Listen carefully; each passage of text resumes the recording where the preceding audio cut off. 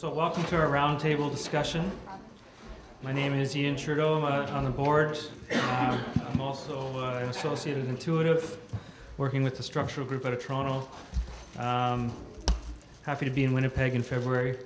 I actually escaped, we all escaped a snowstorm, the Toronto people, so it's actually better to be here. So it's going to be a pretty informal discussion. I do have some prepared questions for the panelists, which they've seen, but by no means do we have to stick to those questions. You'll notice we only have 4 panelists, which means that you're the 5th panelist out in the audience here. So we do hope this becomes interactive and everybody gets engaged. Another reminder, please step to the microphones, and if you could state your name and organization as well. If we do put it on video, it helps with the captioning of the videos. It's a big deal to these video guys over here that we do that, so it would help a lot if we could do that. So to start with, we'll just do some introductions. I've already introduced myself, so I'm not going to do that again, but maybe Brad, yes. If you could introduce yourself. And my name is Bradford Cove. I'm with Smith Carter Architects. I was the project manager for the Museum of Human Rights and also project coordinator for the Art Gallery of Saskatchewan. So that's as far as recent BIM projects that I've worked on. My name is Lance Marone. I'm the Building Systems Manager with PCL Constructors Canada. Currently, I've spent the last 5 years roughly at the Canadian Museum for Human Rights, and that's basically the extent of my BIM experience to this point. I'm Greg Hassiett with Number 10 Architectural Group. I'm a partner with the firm, and I've been, the last 5 or 6 years, been in charge of implementing BIM into the office. Curtis Thurston from Bruce Plumbing and Heating. I'm a project manager there, and worked on the Canadian Museum of Human Rights and Great West Life Data Center. Those are the 2 kind of BIM projects that I've been part of. And I'm currently heading up our prefabrication and 3D design department that we're trying to start up in our company. okay, great. So I'm going to start off with a prepared question. Hopefully this goes somewhere. But just to echo one of the last questions we had here. We've heard a lot about why we should be using BIM and the benefits and all that. So one question would be, what are some of the reasons that the AEC firms are not adopting it? And that's generally up to anybody out here that wants to start. Maybe Greg, you can For sure. start. Well, when I first started our process about 5 years ago, and I approached some of our senior staff and mentioned we wanted to start working in Revit and BIM. Of course, the question is, well, why? Why would we do that?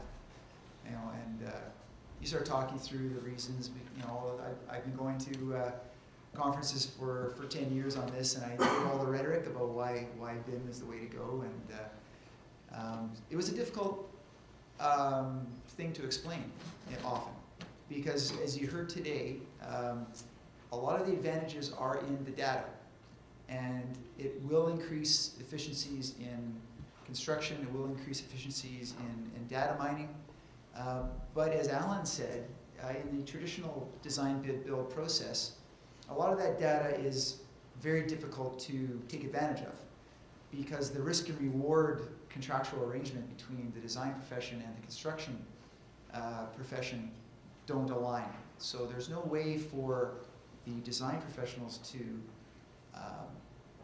get enough reward to risk sharing that data with contractors, and often contractors don't trust that data. You know, I'm curious to hear on human rights when it was first proposed to use the model to offer quantities, how much did the contractors trust that data, and how did you work that out? And what happened if the quantities were inaccurate? Who was responsible? So the question always was, well, if we're afraid to give that data, then what's the point? So we started to work through other reasons, which are, as has been mentioned today already, is efficiencies in workflow, quality of our documents in terms of coordination. As we got our consulting engineers up and running, it of course increased our coordination quality, and we have started to see advantages on the construction side in terms of our work in managing the construction contract. So to answer the question as to why some firms aren't doing it, it's not always easy to answer the question why, because I think the industry hasn't caught up yet in terms of contract language. There's no standards, and the risk and reward has to be worked out better. And I think the integrated project delivery is the way to address that problem. That makes sense? From PCL or Yeah, I can step in. We coordinated the model. How do you explain it? Working with Grant and Brad and their group, working with the model, if we didn't use the model, we wouldn't have been able to build the museum. That's straightforward as that. The complex geometry was ridiculous, to say the least. Taking a look at any given plan or any view of those walls would have been near impossible. When it came to the coordination and who controlled what, there was a lot of those takeoffs, or even counting lighting quantities is a good example. We coordinated with Smith Carter and the engineers how we were going to procure the lighting. We ended up doing a joint takeoff, passing that information along, and it was understood that those are the lights. That's what we get, and we have to work with those lights. And that's how you need to move forward. It has to be collaborative and a joint venture. I think from the architectural standpoint, why firms don't get involved is because they still report to a CFO. Everybody still reports to the bottom line. We're now corporate, so therefore we report to shareholders. Therefore we have to be conscious of how we're spending our money. For most architects, I'm sorry, you're old school. You don't want to do something new if it's going to cost money, because now you got to go learn a whole new process. And most people resist that. Most people didn't. AutoCAD was a bitch getting into AutoCAD because nobody wanted to do it because it costs money the first time around, and nobody wants to go there because there is a risk. As Greg said, there's a risk, and people they can't foresee, or you can't. It's hard to put numbers to the actual cost of the risk, because with AutoCAD the explanation was always it's easier to make changes, which is true. The drawing takes just as long, but the changes are easier. Well, if you never make a mistake, there's no benefit. Okay, excuse me. Revit, it's a whole new thing. BIM is a whole new thing, but they're scared of it, and nobody wants to jump into that unknown when there's dollars attached to it.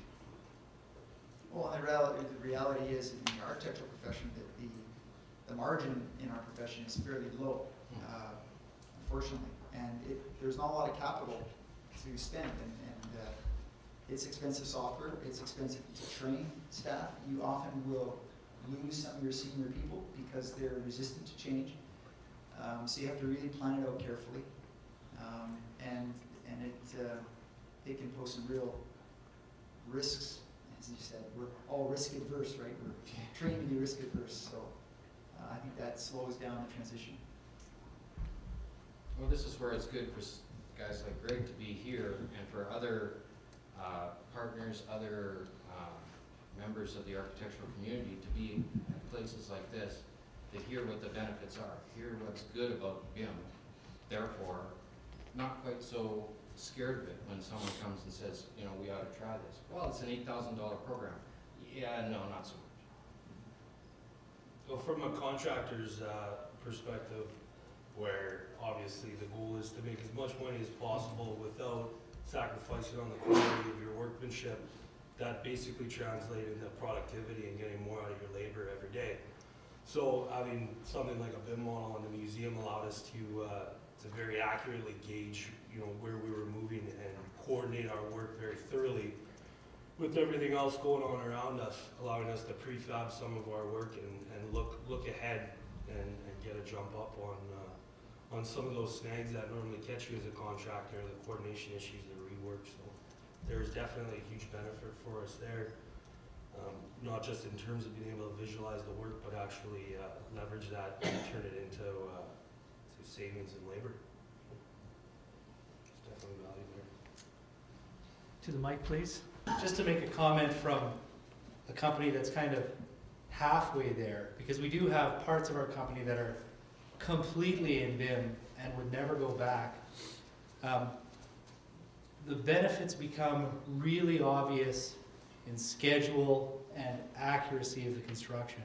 And the more complex the project, the more quickly that becomes apparent. Human Rights Museum, that's obviously super complex, probably couldn't have been built without it. But even if you look at lots of our industrial projects, they used to be a really big footprint. Footprints are getting smaller and smaller and smaller and smaller. We don't even have room for the pipe hangers if we don't put them in the model.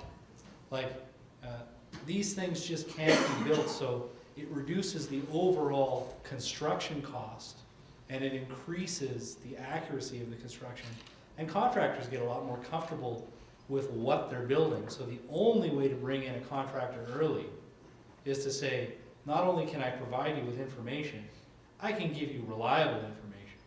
Because I would imagine that the contractor at the table is gonna say, if you give me crap information, I don't wanna be in the process with you. They're gonna wanna see we can get good information. And the only way to do that is with BIM.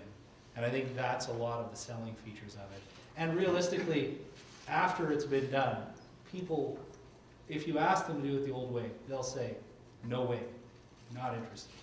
I'd be curious to know if the civil contractor secretly double-checked your quantities that have been on paper. Of course he did. No, I mean, I'll be honest with you. that- The civil contractor didn't double check our quantities on paper. He also bought TechLab Yeah. and double checked our quantities in the software. Yeah. So, and to give you some scale of what's worth it, that software isn't as cheap as Revit. It's significantly more, and it's still worth it, and we still wouldn't do it. No, I agree with Any you. I other mean, we So- yeah. It's always the argument, this costs a lot, why would I do it? Not only is the software expensive, setup's expensive. But in the rear view mirror, it makes just a ton of sense. So that's my 2 cents. No, I appreciate that. You know, the way we test it is we go back to the people we trained and who are using it. We say, if you could decide right now, would you go back to CAD? That almost all of them said no. You know, so there's your answer, right? So maybe we can shift gears a little bit, and we've mentioned the costs associated with implementing BIM, the software costs, training costs. So maybe we can focus on training for a minute and share some stories about, you know, getting people up to speed. Obviously, on a job like the museum, you're maybe not prepared for that kind of project or prepared for the technology that you used to deliver that project, and you had to train people in a very short amount of time, I would imagine, to meet the demand. I've had that experience anyway on other projects, but maybe you can share how you dealt with that challenge with the Sure. team. The training. For us, we in-house had 2 guys that were sitting and running the BIM models for us. And actually John's sitting right over there. And I think John and Nathan both went and spent some time with Autodesk and learned some of the programming. And not only that, we have Curtis here from Dirks, and I see Doug sitting in the back from Westcamp. So they not only did our structural designers use the model heavily, we also had our mechanical and electrical trades using it very heavily, doing takeoffs, doing layouts, sending things into the factory. I know all the ductwork was picked off of the drawings and sent to factory, and I know Doug pulling his hair out using 2008 Revit, trying to draw electrical, which using mechanical pipe, I think. And there was a lot of challenges doing it, but both companies jumped in, both feet, and procured the software, trained some people, and I believe they're both, well, I know Dirkson's still using, Westcant, I believe is still using it, and on their industrial sides, it's definitely helping them out. So for us, we'll always be able to use that platform. PCL is, as you know, we're North America wide, and we have lots of resources that we were able to pull on. I know Dan Muffigley's, I believe, is a part of CanBIM. So before we dug in, Dan was one of the guys that we talked to find out our experiences across Canada before we jumped on. but working with Smith Carter and their experiences too, we both learned together. Obviously, there's things we would do differently, but for the most part, it was a very good experience. Well, we actually we were talking to Dan as well as far as what was the best way to set up the model after we decided to go with it. And again, same thing, we were starting with 2008. We actually enlisted the local Revit supplier, had a trainer that came to our office and trained a bunch of us right out of the gate. But because of the complexity of this building, and it kind of felt like you were a mass unit there for a while, kind of thrown into the shooting, and you know, dodging bullets while you're still trying to patch things in. But so we actually enlisted the trainer to build our base model, because we didn't want to learn by trying to build that model. It would have been just a mess. So, but that's, and it was the same thing with PCL. We were training on the fly. And we were pretty careful. We picked our absolute best architect, and we said to him, we want you to learn BIM. We want you to use it, because we knew if he converted, everyone would follow in line. If he became the champion, then everyone would follow. And it worked. We were fortunate that he became the go-to guy, and it grew from there. So we started with that one kind of kernel and built it up from that. Anything to add, Curtis, at all? Or? No, just pretty much just trial and error. We were a bit of cowboys when we started that. So kind of learned as we were going, and now obviously we've had. We're not cowboys now. Wow. Yeah. Cowgirls. And I should mention, when I approached this guy, I said, you know, we want you to learn Revit, we want you to get into BIM, and I thought he'd be all excited, but he said afterwards, he came up to me later in the day and he says, you know, I'm really worried, Greg. I don't want to be the BIM guy. Like, I don't want to be stuck doing just our Revit projects, and I don't want to be boxed in by this, and which surprised me, because I thought I was opening up his world, and he was thinking the opposite. So it's amazing how, you know, these things go on a human resources point of view. I should point in, somebody mentioned before about using Navisworks Freedom. Every single project manager in our office got Freedom put on their computer, and we were all looking at the model. And some of us really dove in and got to understand how to use that model. But every time we would go into a meeting, I don't know how many meetings, that we bought a projector, got it hooked up, we had a computer just for it. Typically we didn't in our job trailer, and we had Navisworks on the computer, concrete openings, finding ductwork, piping, what is it hitting, where's the electrical going, tons of coordination for a really long time, and it really helped us out. We know BIM's great. We should use it.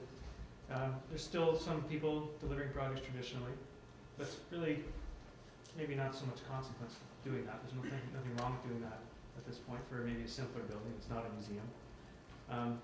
But what do you think in 5 years from now? Is there going to be a consequence to not adopting this technology and using their projects? I think it was mentioned before that that's coming from the clients.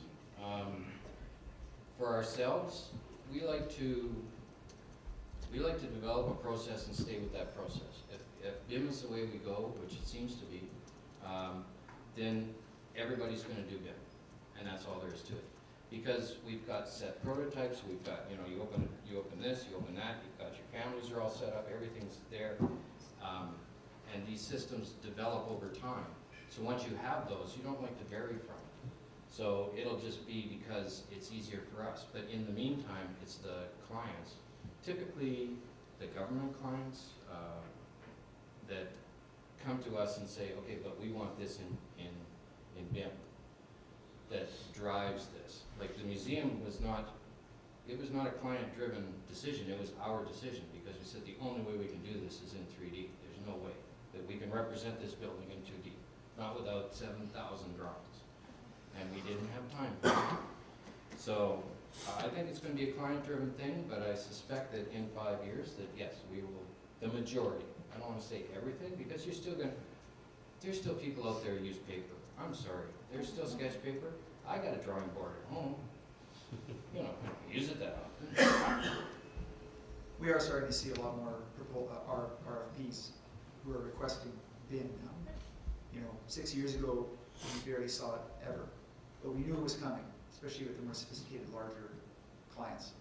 So now we're seeing it, and so it's a good thing we're up and running on it. Yeah, I mean, right now we're doing 3D drawings, not necessarily like to the extent of BIM, but we're doing 3D drawings on projects that come to us in 2D, and we create very basic architectural and structural layouts, which allows them to design our mechanical systems in 3D and prefabricate everything based off of those drawings. And the savings in productivity are just, they're so massive that it's too much to ignore. And if you're a contractor and you're not heading in that direction, you're being left behind, I think. So that's definitely the direction everything's going right now. I listened to a program Ideas there maybe a week ago, but they were talking about technology and computer technology specifically, and that it's growing exponentially. It's not growing linearly, right? So some of the stuff that you see here today, you know, all the gadgets that we have for constructing stuff on site, all the stuff for making stuff, you know, the milling machines, 3D printing, you know, on a huge scale and stuff like that, all that's gonna come to fruition here faster and faster and faster. And I'll, you know, venture to say that if you're not on board with the BIM, you're gonna left behind in the dust. Because the design build world and, you know, all that kind of stuff is gonna drive it. And if you're not on board on that train, you're gonna be left in the dust, because everything is gonna be so integrated and be relying on that BIM technology that'll make things faster and cheaper. That's the way it's going in my view. Matt Fleming from Stantec here.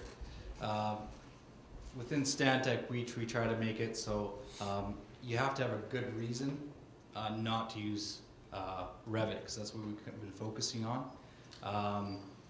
But within the structural industry, going with Revit, for example, we can spit out our structural models to the analysis applications, get those designs modified in real time, bring those back into the model, and we can have design updates for those architects very fast. If you were doing it the traditional 2D way, you'd be going back to the engineer, he'd be doing his hand calcs or his Excel calcs, be quite a bit slower. So structurally, we need a good reason not to use Revit. So structurally wise, yeah, with integration of the fabrication, we've been sending out our models to the fabricators. There is a little bit more work on the consulting side of things initially. Once you get those individuals trained up, you'll find that the speed of the process doing it 2D CAD versus into Revit or 3D, it's pretty much equal, and eventually it'll get faster. Some of our offices down in the States, they've been doing BIM for a number of years. They're substantially faster in Revit than they are in CAD, and they make quite a bit more money in those projects.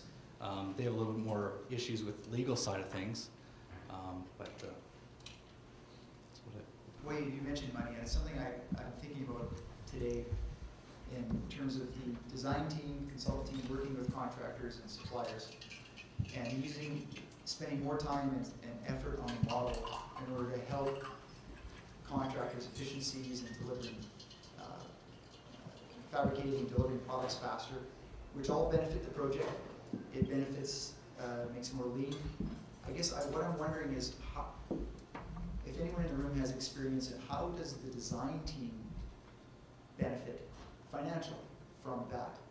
In other words, if the team is putting more effort in to save on, to make more money for perhaps the contractor or the fabricators because it's more efficient, how do you share that risk and reward?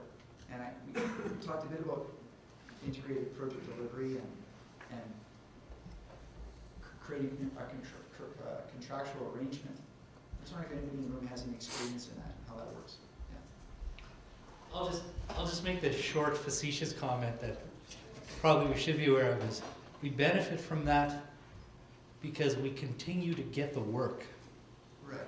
Because I think if you don't go that way, you will not continue to get the work. So that would be the short and sweet answer, that if you don't get into it, you will get out of it, probably within the next 5 to 10 years. I think from my standpoint, and using the Art Gallery of Saskatchewan as an example, because that's the first design bid build I've done in I don't know how long. Everything's been construction management, sequential tendering, so on, so on, so on. This was a design bid build, and we have the same thing. It's like, it's assumed to be Revit unless you have a reason otherwise. But that is a very orthogonal type of, after the museum, this thing looked like a square box. Like, oh my God, is this thing simple? Well, no. It's got multiple layers within, and without doing it in BIM, we wouldn't have had the coordination that we had. And I think it comes down to what's good for the contractor is good for us. If we coordinate it in advance, if we work it out with the contractor, in that particular one, unlike the museum, we didn't have a contractor to work with as a construction manager to say, look, how does this work for you? How does that work for you? That worked great for the museum, to be able to sit down with PCL and say, you know, how do you want to make this work? But in that particular case, it was all about coordination. And, you know, it's basically taking an art gallery and trying to fit a spaghetti of HVAC work inside it. And yeah, things run into each other. The model was, you know, it just was night and day. I can speak a little bit, just 1 second, about AGS, because we were the structural engineers on that, and I know that that model by far is the most coordinated model we've ever produced.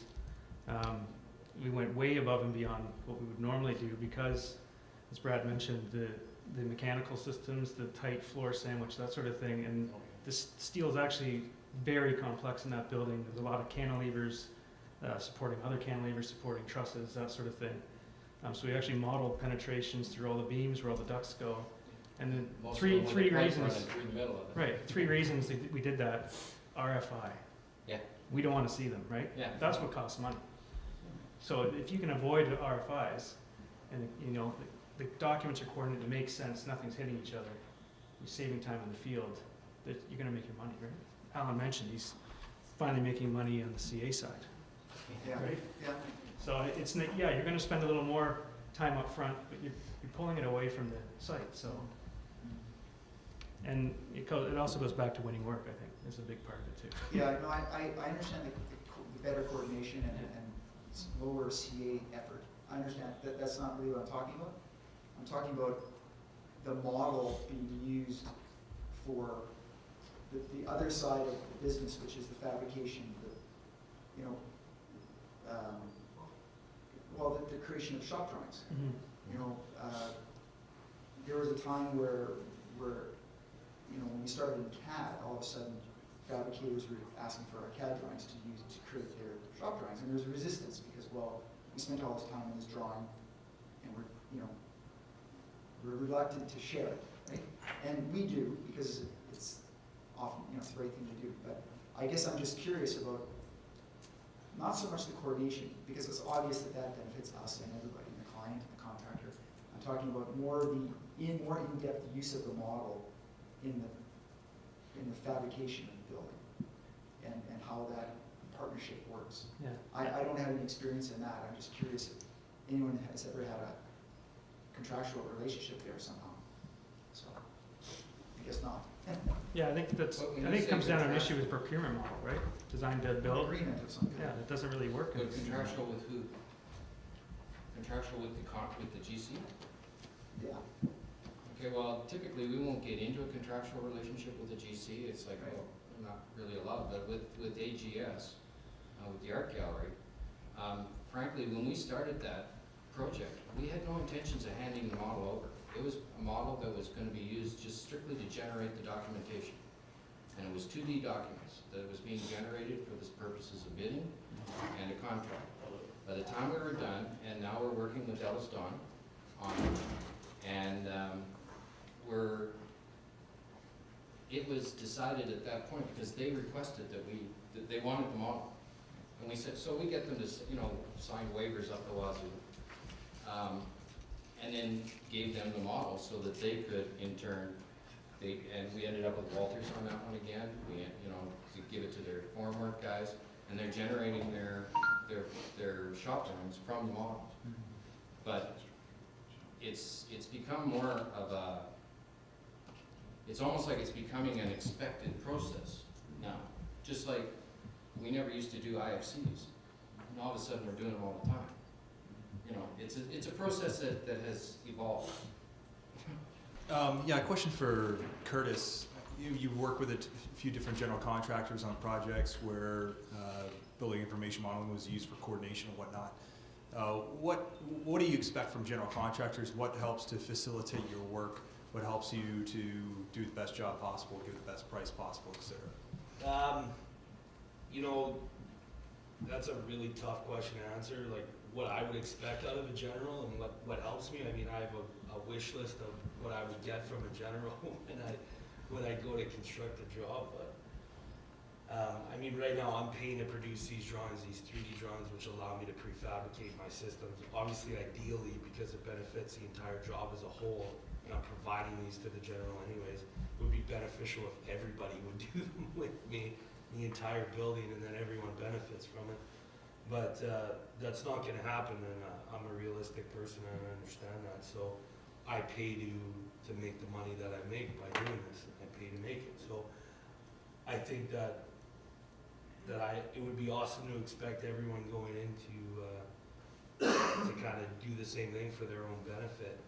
But I'm realistic, and I understand that that's not going to happen. I don't know if I answered your question. If I misunderstood. It's a team sport.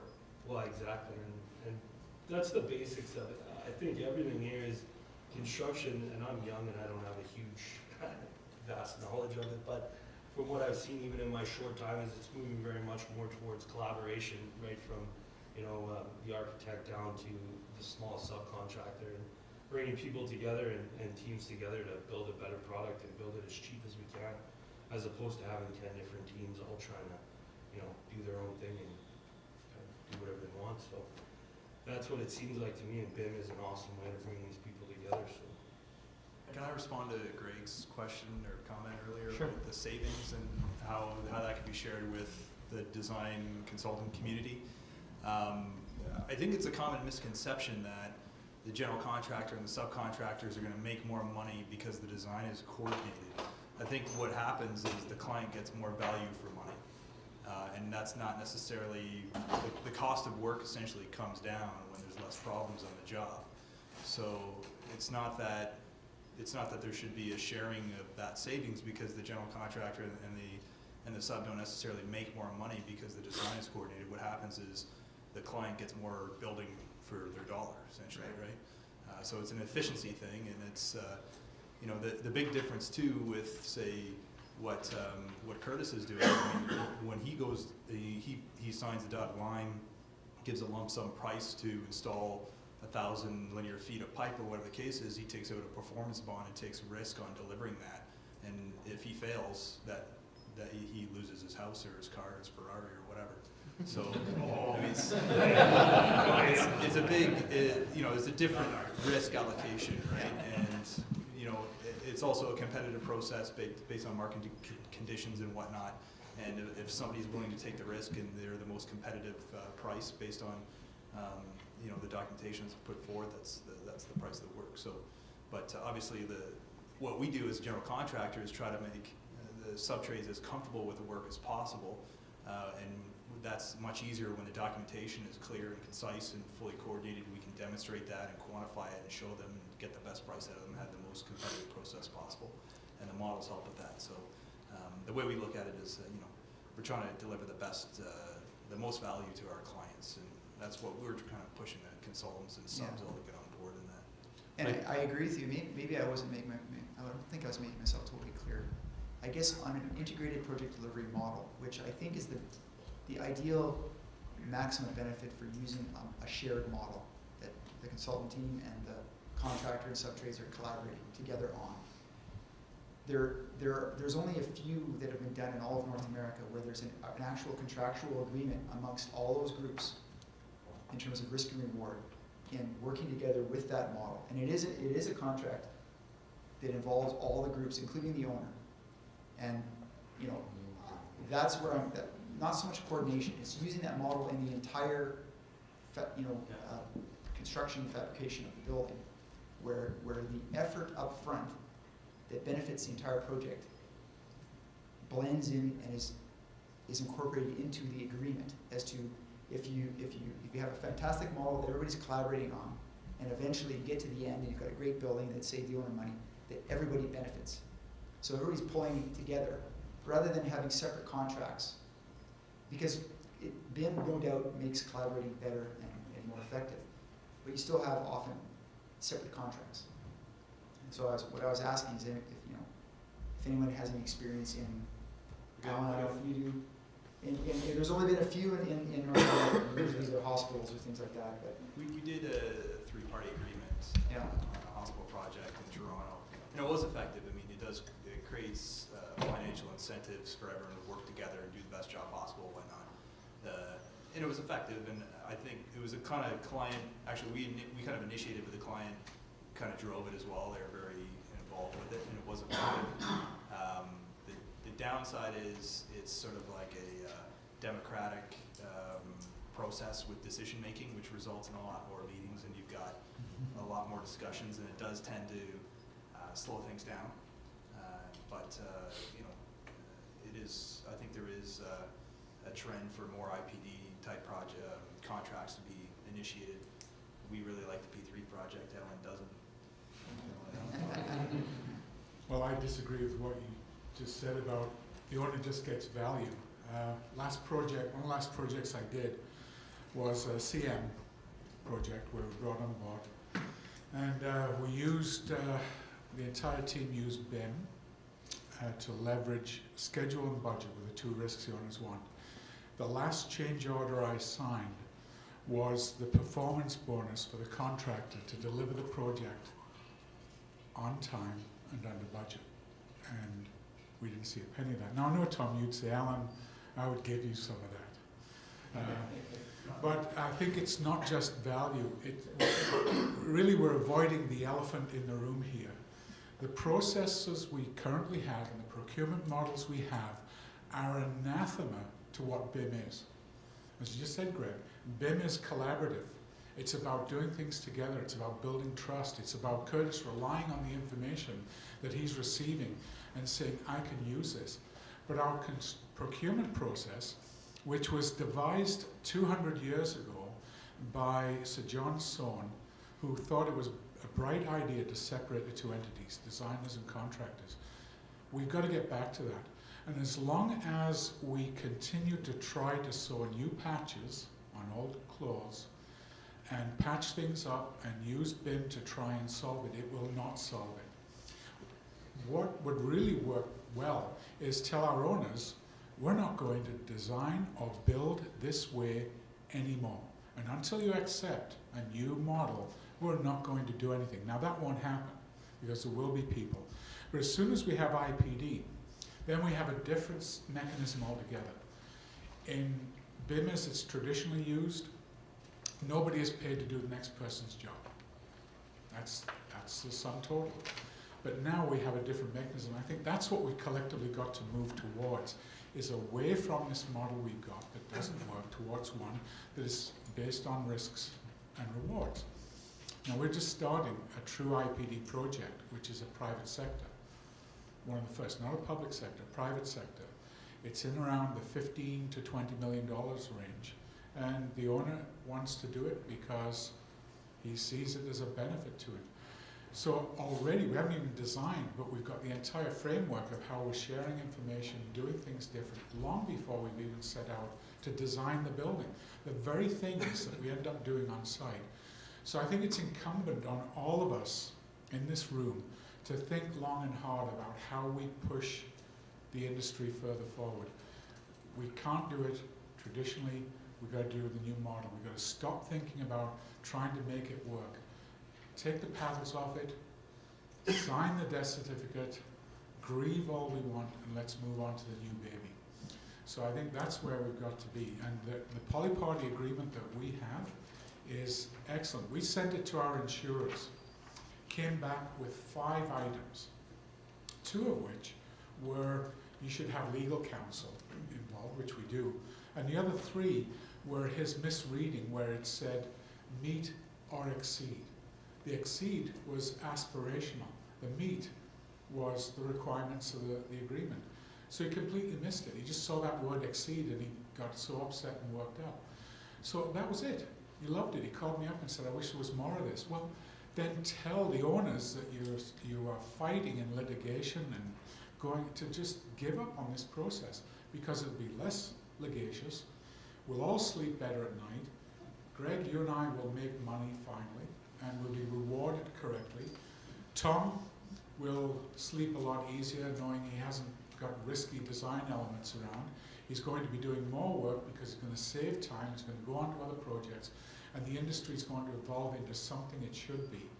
This great entity that does things so well, and it can do better. I think we're barely touching the surface. So as a person at the end of the boomer age, you young ones, you've got it all ahead of you. Do not screw it up. Thank you, Alan. We have time for one more comment from this patient gentleman over here. Thank you. Bill Eljo, Health Science Center. Oh yeah, an owner. I got 32 acres of buildings in a 2D world. I got 3 CAD operators. I still ask for my as-builts marked up on paper and ready. It's just kind of how we do it. Now, you guys know what it's like to turn around Manitoba Health. It's a big ship to turn around. Is there anything tangible, something I can get my hands on, like Curtis's 3D ceiling space of my next hospital, that I can use now and here? And I haven't heard much of the longevity. Like, I got to live with this building for 50 years. And I'd like to see it translated out. Is there any way that someone hasn't bought into it full-heartedly and bought the whole package can glean from here and have a usable product? Are you involved in the women's hospital? Yeah. Okay, that's now gone, have they decided how they're gonna do the as-bills? I'm sorry, that's not my project, so. No, they're going to stick to the spec, and it's going to say marked up red. Oh, really? And I know Curtis is already, just for his own efficiencies. Bill, I'll give you my 3D drawings. All right, how many beers is that? Okay, so really, that's and can we implement it? Can we? I don't know whether we can or not. Is there? There was a time also that you had 3 or 4 people down in the basement converting all as-built into CAD. So at some point, it's assumed that will happen except into 3D. So it's just, like you say, it's just a hard ship to turn around. Yeah, long time. But it's possible. Is it? Do we buy into this thing, one giant step off the cliff, or do we? See what he has to say. Because it's a strangely appropriate comment, Manitoba Hydro probably is in the same position but worse. They have tens of thousands of drawings in 2D going back in time infinitely. And what they did was consciously, as we went into this project, say, we need to go forward in 3D. So everything we're doing in this project is in 3D. In other projects we've done, people have said we're going to do 3D in this part, the old stuff, we'll leave it as it is, or we'll get a laser scan model and we'll transition. I think the answer is, when you have a huge amount of property or plant, you need to just start a bit at a time and be prepared to start incorporating it, and over time you'll cross that threshold to where it makes sense. But I think it just, in that case, from an owner's perspective, it takes time. You just got to start. So that's my 2 cents. That's what Harvard did. They consciously started, but they started with a pretty formal kickoff of, we're going to do this, so hey, all vested interest from inside the company, let's all sit at the table and figure out what your needs are, because whether you like it or not, that's what you're getting. So. Perfect ending.